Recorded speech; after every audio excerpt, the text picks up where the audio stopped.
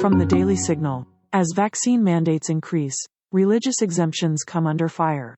By Margaret Olohan. Columbia University's Robert Klitzman shared a tragic story with CNN Saturday of a woman riddled with cancer who reportedly refused to undergo medical procedures, relied on the power of prayer, and ultimately died.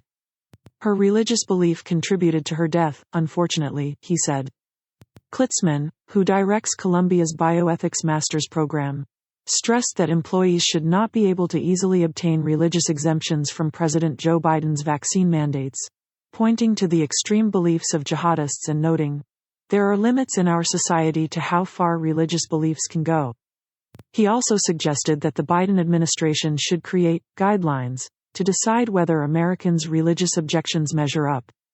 "The problem is a lot of religious exemptions that people are claiming are based on myths," he said. People saying, for instance, all vaccines are made using fetal cells, and I'm pro-life. That's simply not true. A Biden administration official told the Daily Caller News Foundation Tuesday afternoon that protecting religious Americans will be part of the policy process, but did not further explain the remark. From the briefing room, White House Press Secretary Jen Psaki confirmed that some individuals may receive religious exemptions from the Biden mandate. But pressure from activists and mandate-minded lawmakers suggests that the religious objections of Americans may face more serious inquisition in the coming weeks. How much can we ask? How far can we push?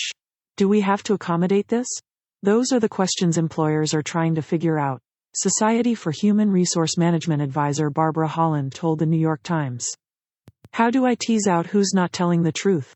New York Governor Kathy Hochul, a Democrat, told reporters in early September that she was unaware of a sanctioned religious exemption from any organized religion, dismissing the idea that healthcare workers could be religiously exempt from the state's vaccine mandate. To the extent that there's leadership of different religious organizations that have spoken, and they have, I'm not aware of a sanctioned religious exemption from any organized religion, Hochul said. In fact, they're encouraging the opposite. They're encouraging their members, everybody from the Pope on down, is encouraging people to get vaccinated. So people will say what they choose. But neither the governor of New York nor any employer has the authority to tell an individual what he or she believes, Ethics and Public Policy Center senior fellow Roger Severino told the Daily Caller News Foundation. Should an employer rebut the religious objection of a Catholic employee by noting that the Pope had encouraged Catholics to get vaccinated? Severino told the Daily Caller News Foundation, that would amount to religious discrimination. For employers to say, you are wrong about your own beliefs is arrogant and discriminatory because people are entitled to their own religious beliefs, Severino said. Even if they disagree with their own religious leaders. Many thousands of Americans are seeking religious exemptions to vaccine mandates, citing reports that some of the vaccines were developed using aborted fetal cell lines.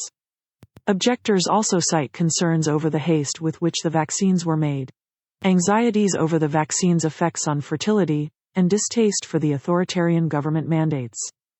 Under the Americans with Disabilities Act and Title VII of the Civil Rights Act, U.S. employers are required to accommodate their employees' sincerely held religious beliefs, including potential religious objections to a vaccine.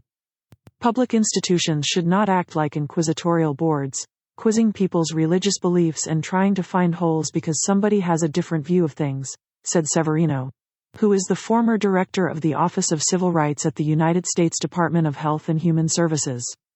If separation of church and state means anything, it means that state institutions don't second-guess to try to resolve religious truths. Workplace religious accommodations. What are they? There is long-standing legal precedent for workplace religious accommodations to be taken as sincere. Religious Freedom and Business Foundation President Brian Grimm told the Daily Caller News Foundation. They are viewed as personal religious convictions rather than ecclesiastical, in other words, matters of conscience rather than doctrine per se, given that there is wide variety in how people put to practice their faiths, Grimm said. The question then becomes whether the accommodation request puts an undue burden on the employer, who is also protected by law and responsible for the health and well-being of all employees. U.S. Equal Employment Opportunity Commission guidance warns that, whether or not a religious belief is sincerely held by an applicant or employee is rarely at issue in many types of Title VII religious claims. For example, the guidance said, with respect to an allegation of discriminatory discharge or harassment, it is the motivation of the discriminating official, not the actual beliefs of the individual alleging discrimination, that is relevant in determining if the discrimination that occurred was because of religion. Neither the Commission nor the courts should be in the business of deciding whether a person holds religious beliefs for the proper reasons, the guidance said, but they may examine the individual's motives or reasons for holding the belief. An individual would not be deemed insincere in his belief just because he is not scrupulous in his observance, the guidance notes, but an employee's credibility could be undermined by behaving in a manner markedly inconsistent with the professed belief, if the accommodation the individual is seeking would have a particularly desirable benefit that is likely to be sought for secular reasons, if the timing of the religious objection is suspect, or if the employer has other reasons to believe that accommodation is not sought for religious reasons. None of these factors are final, however. An individual may inconsistently practice his faith but still hold sincerely held beliefs, or an individual may have foregone his or her sincerely held religious practice out of fear of discrimination, according to the EEOC guidance. How far can the Biden administration go? Legal experts at the Alliance Defending Freedom are evaluating what the Biden administration mandates mean for religious employers and churches. Should these mandates encroach on the First Amendment freedoms and autonomy of religious institutions? ADF stands ready to challenge the administration in federal court, ADF President and CEO Michael Farris and General Counsel Kristen Wagoner said in a statement. Some have already taken the mandates to court. In early September, a group of 17 health professionals represented by the Thomas More Society sued New York and Hochul, accusing the state of violating Title VII and constitutional rights through its vaccination mandate and by disavowing religious exemptions. The United States District Court for the Northern District of New York granted a temporary restraining order to the medical workers September 14, barring the New York Department of Health from interfering in any way with the granting of religious exemptions from COVID-19 vaccination going forward. Hochul, who did not immediately respond to a request for comment from the Daily Caller News Foundation, has until September 22 to respond in court. What New York is attempting to do is slam shut an escape hatch from an unconstitutional vaccine mandate, Christopher Ferrara, Thomas More Society Special Counsel Attorney, said in a September 14 statement. And they are doing this while knowing that many people have sincere religious objections to vaccines that were tested, developed, or produced with cell lines derived from aborted children. Vaccines and abortion-derived cell lines. Analysis by the Charlotte Lozier Institute released in December 2020 found that AstraZeneca and Johnson & Johnson use abortion-derived cell lines in development, production, and lab testing.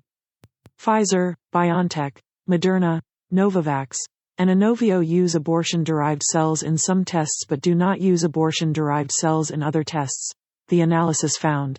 But these four do not use abortion-derived cell lines in development or production of the vaccine. Charlotte Lozier Institute Vice President Dr. David Prentice previously told the Daily Caller News Foundation that when abortion-derived cell lines are used in the production of a vaccine, that means the cells are directly involved in making the final product, the vaccine that is injected in our arms. It is an essential element for the final vaccine, Prentice said.